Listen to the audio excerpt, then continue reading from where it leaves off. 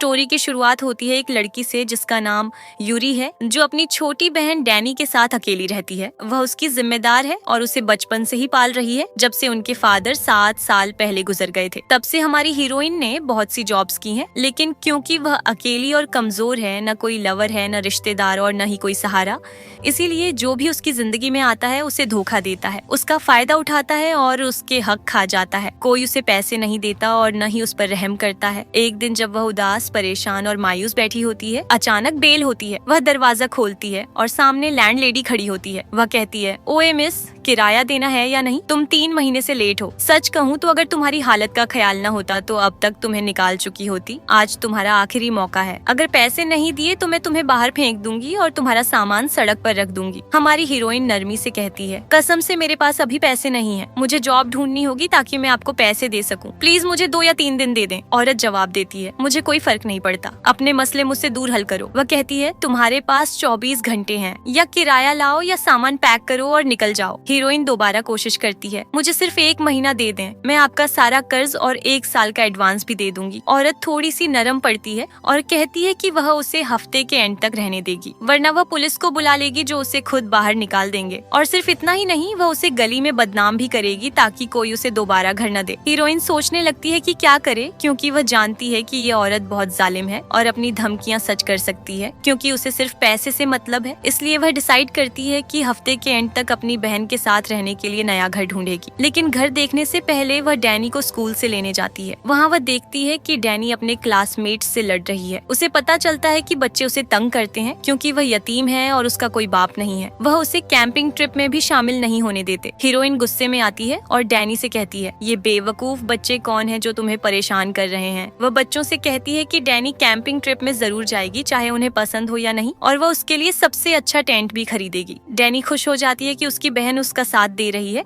और उसका शुक्रिया अदा करती है। लेकिन बुलीज और भी ज्यादा बुरी बात करते हैं। वह कहते हैं, ठीक है, तुम उसके लिए टेंट तो खरीद लोगी, लेकिन क्या उसके लिए बाप भी ला सकती हो? हम सबके पास फादर्स हैं। हम सब साथ एंजॉय करेंगे, खेलेंगे, डांस करेंगे, आग के पास बैठेंगे, और तुम और तुम्हारी बहन अकेली रह जाओगी, बिना किसी के, बिना बाप के। ये सुनकर हीरोइन फट पड़ती है और कहती है, क्या ये बच्चे पागल हैं? तुम्हारी उम्र क्या है जो ऐसी बातें कर रहे हो? इतनी सारी बकवास तुमने कहाँ से सीखी, छोटे कीड़े? अगर तुम्हारे फादर ने तुम्हें तमीज नहीं सिखाई तो मैं सिखाऊंगी। ये कहकर वह बच्चों के पीछे भागती है। डैनी उसे रोकने की कोशिश करती है और कहती है, ठीक है, मैं उन्हें माफ करती हूँ, बस करो। बच्चों को सबक सिखाने के बाद वह अपने काम पर कैफे चली जाती है, जहाँ उसका दोस्त लियो होता है। वह उसकी जिंदगी का अकेला लड़का है जो उसके फादर के गुजरने के बाद हमेशा उसके साथ खड़ा रहा है। हमेशा की तरह वह उसके सामने अपना दर्द निकालती है और बताती है कि उसके और डैनी के साथ क्या हो रहा है। स्कूल के बच्चे उसे तंग करते हैं। आज मैंने उन्हें डांट दिया और तमीज सिखा दी। कहते हैं उसका कोई बाप नहीं और ऊपर से लैंडलेडी किराया मांग रही है, वरना हमें घर से निकाल देगी। लियो उसे तसल्ली देने की कोशिश करता है। हमेशा की तरह लियो उसकी मदद करता है। वह कहता है कि आज वह उसे जल्दी घर जाने देगा ताकि वह डैनी के लिए सरप्राइज तैयार करे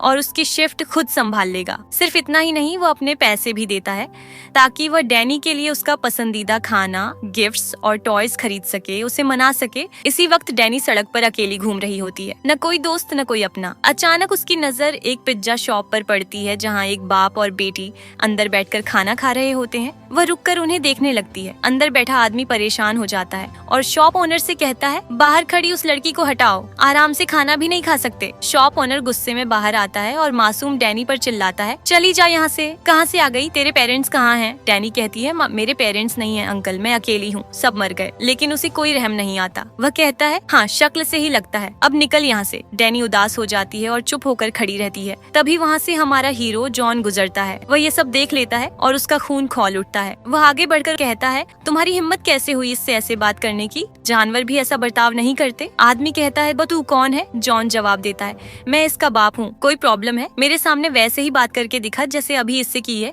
चेहरा तोड़ दूंगा। आदमी डर जाता है और कहता है, सॉरी बॉस, मुझे नहीं पता था ये आपकी बेटी है। जॉन कहता है, बेहतर है खुद को ठीक कर लो। फिर वह डैनी से पूछता है, क्या खाना है? जो चाहो मैं दिलाता हूँ, पूरा रेस्टोरेंट भी, पैसे की फिक्र मत करो। डैनी खुश हो जाती है और थोड़ी शरारत से कहती है, मुझे सबसे बड़ी पिज्जा चाहिए और मैं आपके साथ खाऊंगी। इसी वक्त हीरोइन घर पहुंचकर डैनी के लिए उसका पसंदीदा खाना बना लेती है और उसका इंतजार करती है। वह उसे मैसेज भी करती है कि सब रेडी है। थोड़ी देर बाद डैनी खुश होती हुई घर आती है। हीरोइन हैरान होती है और पूछती है, कहाँ थी तुम? इतनी देर क्यों लगाई? डैनी बात टाल देती है और कहती है कि वह थोड़ी उदास थी, इसलिए घूमने चली गई थी। हीरोइन उसे प्यार से डांटती है और कहती है, मैंने तुम्हारे लिए सरप्राइज तैयार किया है, तुम्हारा फेवरेट चिकन बनाया है। डैनी कहती है, नहीं मुझे भूख नहीं है। हीरोइन कहती है, वो सच अभी भी उन बच्चों की वजह से उदास हो? डैनी बीच में ही कहती है, नहीं उनकी वजह से नहीं, मुझे तुमसे एक जरूरी बात करनी है। हीरोइन पूछती है, क्या बात है? अब क्या नया प्रॉब्लम कर दिया? डैनी कहती है, नहीं इस बार अच्छी बात है, मैं तुमसे एक सवाल पूछूंगी, सच सच जवाब देना। क्या तुम नहीं चाहती कि तुम्हारा एक हैंडसम, लंबा, स्ट्रॉन्ग डैड हो? हीरोइन कहती है, बिल्कुल चाहती हूँ। यह भी कोई सवाल है? मैं चाहती हूँ मेरा डैड हो जो मेरी हिफाजत करे, मुझे पैम्पर करे और जो मुझे तंग करे उसे सबक सिखा दे। डैनी कहती है, मैं भी। हीरोइन थोड़ी परेशान होकर कहती है, मैंने क्या कमी छोड़ी है?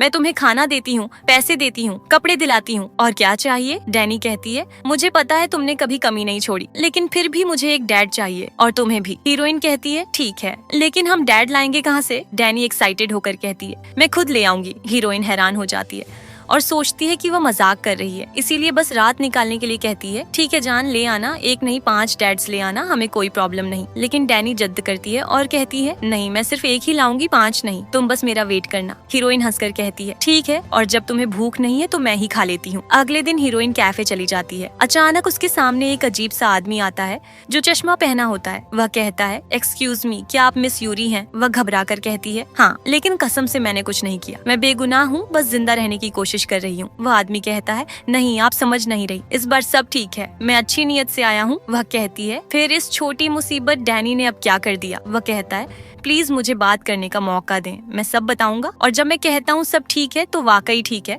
मुझे पता चला है कि आप एक डैड ढूंढ रही हैं। वह गुस्से से कहती है, आपने सुबह क्या पिया है? ये काम की जगह है, सीधा खड़े होकर बात करें। मैं एक रिस्पेक्टेबल औरत हूँ, मैं क्यों डैड ढूंढूंगी? ये सब अफवाहें हैं। फिर कहती है, वैसे भी मेरा एक फादर था, वह गुजर गए, मुझे किसी डैड की जरूरत नहीं, मुझे सिर्फ $100 चाहिए किराया देने के लिए, प्लीज। वे आदमी कुछ कहने ही वाला होता है कि अचानक एक हैंडसम, क्लासी और कैरिज्मेटिक लड़का आता है, हमारा हीरो जॉन। वह सीधा हीरोइन के पास आता है, अपना कार्ड देता है और कहता है, ये लीजिए, मैं मिस्टर जो हूँ। हीरोइन कहती है, नाइस टू मीट यू, लेकिन आप चाहते क्या हैं? सिर्फ नाम बताने आए हैं? वह कहता है, रिलैक्स, शांत हो जाओ, आराम से बात करते हैं। वह मजबूरन उसके साथ बैठ जाती है ताकि समझ सके ये सब क्या हो रहा है। जब वह उसका नाम ऑनलाइन सर्च करती है तो शॉक हो जाती है। वह बहुत अमीर है, एक बड़ा बिजनेसमैन है, ऑलमोस्ट सेलिब्रिटी जैसा, और इतना हैंडसम कि हर लड़की उसे पसंद करती है। उसकी सिर्फ गाड़ियाँ और बीच हाउस ही दिमाग हिला देने के लिए काफी है। वह कहती है, तो फिर तुम ऑफिशियली पागल हो, इतना हैंडसम, रिच और परफेक्ट बंदा जो हर लड़की का सपना है, वह मेरे पास आकर कहता है कि वह मेरा डैड बनेगा। या तो तुम बेवकूफ हो या मेरे साथ मजाक कर रहे हो। मैं तुम्हारे किसी काम की नहीं, मैं तुमसे बहुत नीचे हूँ और बिल्कुल गरीब हूँ। वह कहता है, बस करो, मुझे बोलने दो। क्या तुम डैनी को जानती हो? वह कहती है, ऑफ कोर्स जानती हूँ, वह मेरी छोटी बहन है, मैंने उसे अपने हाथों से पाला है। लेकिन तुम उसे कैसे जानते हो? वह कहता है, सेक्रेटरी कॉन्ट्रैक्ट दो ताकि ये बात खत्म हो। वह कहती है, कौन सा कॉन्ट्रैक्ट, मुझे क्या साइन करना है? वह कहता है, बस पढ़ लो, फिर बात खत्म करते हैं। फिर स्टोरी फ्लैशबैक में जाती है उस दिन जब वह रेस्टोरेंट में मिले थे। दोनों ने एक दूसरे को जानने की कोशिश की। जॉन को पता चलता है कि डैनी एक बहुत प्यारी और मासूम लड़की है। डैनी को भी पता चलता है कि वह अमीर, हैंडसम और अच्छा इंसान है, तो वह उस पर ट्रस्ट कर लेती है और अपनी जिंदगी की कहानी बता देती है कि वह यतीम है, अकेली है, लोग उसे रिजेक्ट करते हैं, सिर्फ एक बहन है जो हमेशा बिजी रहती है और स्कूल में हर रोज उसे तंग किया जाता है। ये सुनकर जॉन को उस पर तरस आता है और वह उसे खुश करने की कोशिश करता है। डैनी पूछती है, आप मेरे साथ इतना अच्छा क्यों बर्ताव कर रहे हो? कहीं आप मुझ पर तरस तो नहीं खा रहे, या आपको मुझसे कुछ चाहिए? मैं इतनी सी हूँ, आपको मुझसे क्या मिलेगा? फिर कहती है, कहीं आप लड़कियों का इलीगल काम तो नहीं करते? वह कहता है, अरे रुक जाओ, तुम्हें ये सब कैसे पता है? तुम्हें तो कार्टून्स देखने चाहिए, अब चलो खाना खाते हैं। लेकिन वह अपना खाना खुद कट नहीं कर पाती तो जॉन उसकी मदद करने लगता है। फिर वह मान लेती है कि असल में उसे भूख नहीं थी। वह हैरान होता है और पूछता है कि फिर वह रेस्टोरेंट के बाहर क्यों खड़ी थी? वह कहती है,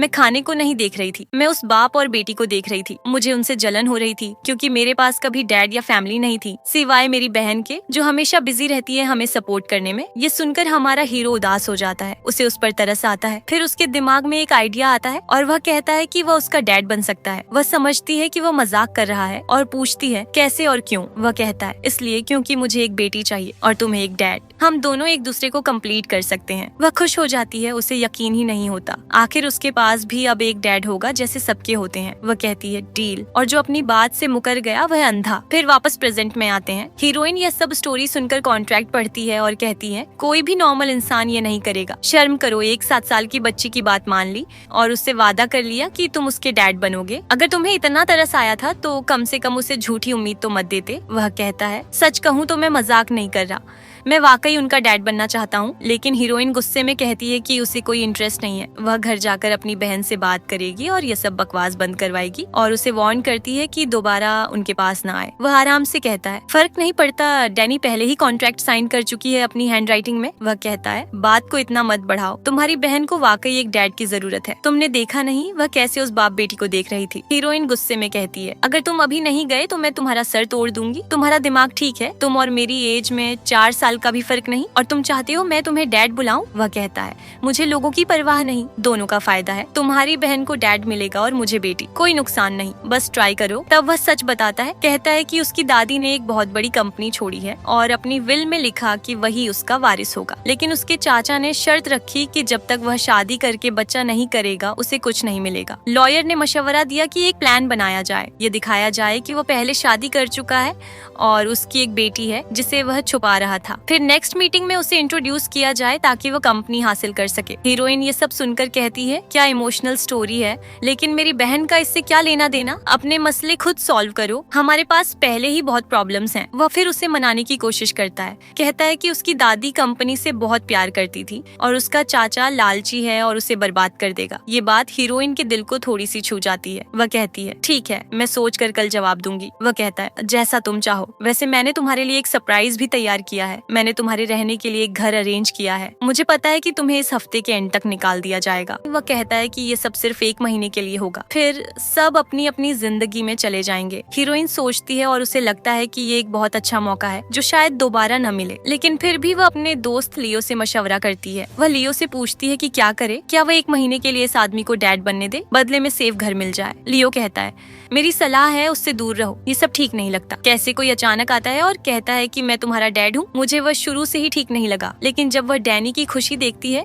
कि वह कितनी एक्साइटेड है डैड मिलने पर, तो वह अपना दिमाग नहीं दिल की सुनती है। वह डैनी को लेकर हीरो के घर जाती है। वहाँ पहुंचकर वह हैरान रह जाती है कि घर कितना बड़ा और खूबसूरत है। डैनी खुशी से कहती है फाइनली मेरा भी बड़ा घर है, मैं आराम से खेल सकती हूँ। हीरो उनका वार्मली वेलकम करता है और कहता है आराम से सेटल हो जाओ, फिर हम मिलकर कुछ रूल्स सेट करेंगे क्योंकि अब हम साथ रहने वाले हैं। हीरोइन कहती है रुको, साथ रहने का क्या मतलब, मैंने तो सोचा था ये सब सिर्फ डैनी के लिए है, मैं क्यों यहाँ रहूंगी। वह सीरियस होकर कहता है मैं डैनी को अकेला नहीं संभाल सकता, तुम्हें यहाँ रहना होगा। वह मान जाती है लेकिन कहती है कि रूल्स बाद में सेट करेंगे जब वह थोड़ा एडजस्ट हो जाए। 3 दिन बाद वह डैनी को वहाँ ले आती है और हीरो उसका बहुत ख्याल रखता है, उसे अलावेंस देता है, उसके लिए टॉयज और गिफ्ट्स खरीदता है। डैनी बहुत ज्यादा खुश हो जाती है। जब भी स्कूल का कैंपिंग ट्रिप होता है वह तुरंत उसका बुकिंग कर देता है। फिर मौका देखकर हीरोइन से कहता है अब जब डैनी यहाँ शिफ्ट हो चुकी है ये घर हम सबका है, चलो बैठकर रूल्स सेट करते हैं। वह कहती है ठीक है चलो। वह कहता है पहला रूल, मेरे कपड़ों को मत छूना, खासकर वो जो तुम्हें देखने भी नहीं चाहिए। हर किसी की अपनी प्राइवेसी होती है। वह कहती है माँ समझ गई, ठीक है मेरी गलती थी जो मैंने तुम्हारे कपड़े धो दिए। फिर वह कहती है अब मेरी तरफ से भी एक रूल, जैसे कल तुमने कुछ बॉक्सेस फेंक दिए थे, मैं उन्हें $500 में बेच सकती थी, समझे। वह कहता है हाँ तुम सही हो, मुझे तुम्हें जबरदस्ती परफेक्ट बनाने की कोशिश नहीं करनी चाहिए थी। वह तुरंत कहती है अपना काम करो, मैं अपनी जिंदगी अपनी मर्जी से जीती हूँ।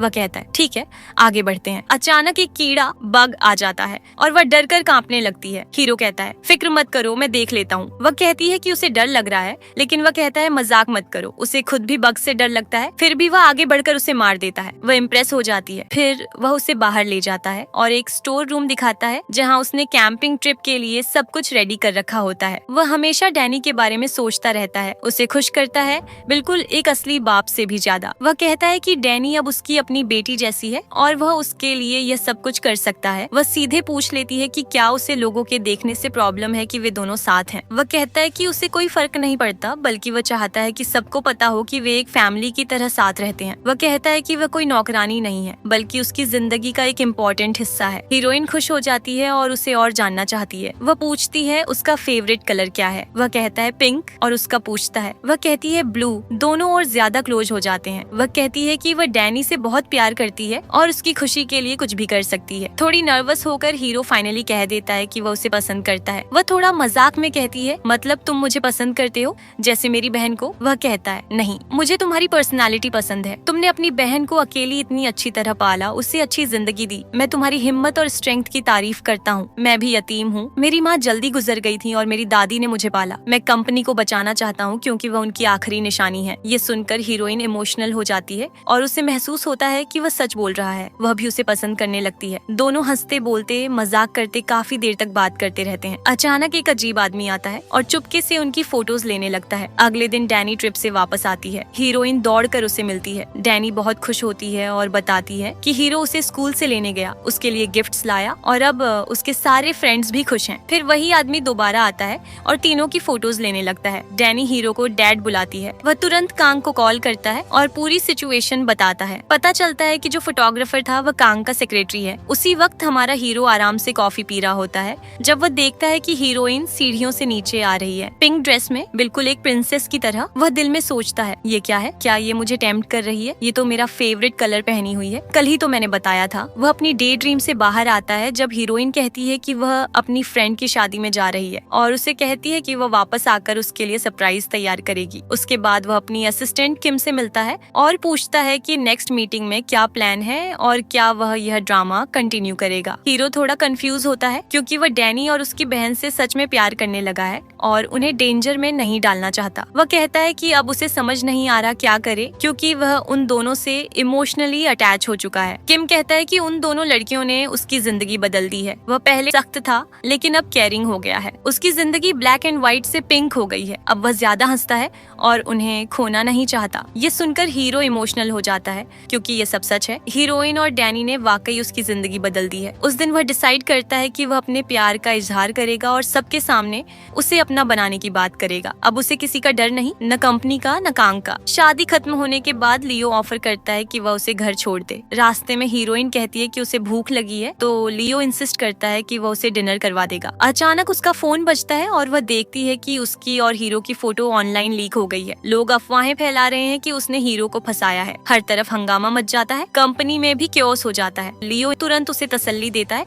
और कहता है कि वह उसके साथ है और किसी को भी उसे हर्ट नहीं करने देगा। वह कहता है, आज से तुम मेरे साथ रहोगी, अपनी जॉब भूल जाओ, तुम और डैनी मेरे साथ रहोगी, मैं तुम्हें किसी से नुकसान नहीं होने दूंगा। वह अपनी माँ को कॉल करता है और डैनी की स्कूल फीस सेटल करवाता है। हीरोइन से कहता है कि वह उसका सारा कर्ज चुका देगा और वह दोनों उसके साथ रहेंगे। जब वे जा रहे होते हैं हीरो आ जाता है और उसे रोकता है। कहता है कि वह उसे कॉल कर रहा था लेकिन वह उठा नहीं रही थी। लियो बीच में बोलता है और कहता है कि उसे अकेला छोड़ दो, तुमने पहले ही उसके लिए बहुत कुछ कर दिया है। हीरो गुस्से में कहता है, तुम कौन होते हो मुझसे ऐसे बात करने वाले? क्या तुम उसके गार्डियन हो? फिर लियो अपनी फीलिंग्स एक साथ बता देता है। कहता है, क्या तुम जानते हो मैं कौन हूँ? मैं उसे 7 साल से चाहता हूँ, मैं उसकी हिफाजत करूंगा। हीरो समझ जाता है कि लियो उसे ले जा सकता है, इसलिए वह तुरंत अपना प्यार कन्फेस करता है। कहता है कि वह हीरोइन और डैनी दोनों से प्यार करता है और उनके बिना नहीं रह सकता। वह कहता है कि अगर वह चाहे तो वह चांद भी ला देगा, बस वह उसे छोड़कर न जाए। वह कहता है कि वह हमेशा उसका इंतजार करेगा। हीरोइन पूछती है कि वह इतना गुस्सा क्यों हुआ? लियो बताता है कि वह उसे 8 साल से छुपकर प्यार करता था और हमेशा उसका इंतजार करता रहा। हीरोइन कहती है कि वह उसके लिए एक स्पेशल इंसान है, बिल्कुल उस भाई की तरह जो वह हमेशा चाहती थी। लेकिन असल में वह भी हीरो को पसंद करने लगी होती है। सिर्फ 2 महीने में उसने उसे प्यार का मतलब सिखा दिया। पहली बार उसे महसूस होता है कि कोई है जो उसे प्रोटेक्ट करता है। आखिरकार वह भी कन्फेस करती है कि वह उससे प्यार करती है। हीरो कहता है कि वह उसे पहली नजर में ही चाहता था। वह प्रपोज करता है कि वे ऑफिशियली कपल बन जाए, लेकिन हीरोइन कहती है कि पहले वह अपनी कंपनी वापस ले और अपने हक हासिल करे, फिर वे साथ होंगे। 1 महीना गुजरता है। इस दौरान वे दोनों और करीब आ जाते हैं। कंपनी में हीरो अपनी दादी की लेगेसी वापस हासिल करता है, कांग को सबके सामने एक्सपोज करता है और कंपनी को बचाता है। फिर वह डैनी को स्कूल से लेने जाता है और देखता है कि कुछ लड़कियां उसे तंग कर रही हैं। वह फौरन कहता है, मैं इसका डैड हूँ, क्या हो रहा है? वह डैनी को तसल्ली देता है कि अब कोई उसे तंग नहीं करेगा। फिर वह हीरोइन के पास जाता है। वह दौड़कर उसके पास आती है और पूछती है कि वह कहाँ था। वह उसे एक कार्ड देता है और कहता है कि उसने उनकी शादी अरेंज कर दी है और एक ग्रैंड वेडिंग करेगा। वह वादा करता है कि वह कभी उसे और डैनी को अकेला नहीं छोड़ेगा। हीरोइन कहती है कि उसे इतनी बड़ी चीजों की जरूरत नहीं, वह ऑलरेडी हान कह चुकी है। दोनों रजिस्ट्रार के पास जाते हैं और शादी कर लेते हैं और इसी के साथ हमारी कहानी यहीं खत्म हो जाती है। तो मिलते हैं नेक्स्ट वीडियो में और यार चैनल को सब्सक्राइब जरूर कर देना।